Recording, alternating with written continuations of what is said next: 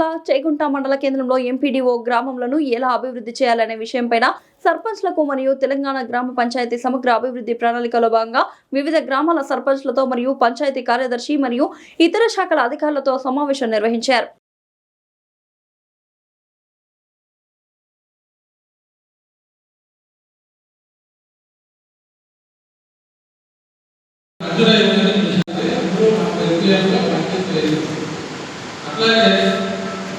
Community సహకార Congress CSC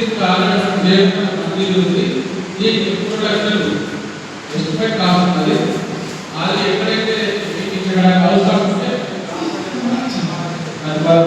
పంపిస్తే చేసుకొని ఇంకా మాట్లాడాలని చేసుకోవచ్చు. అట్లాగే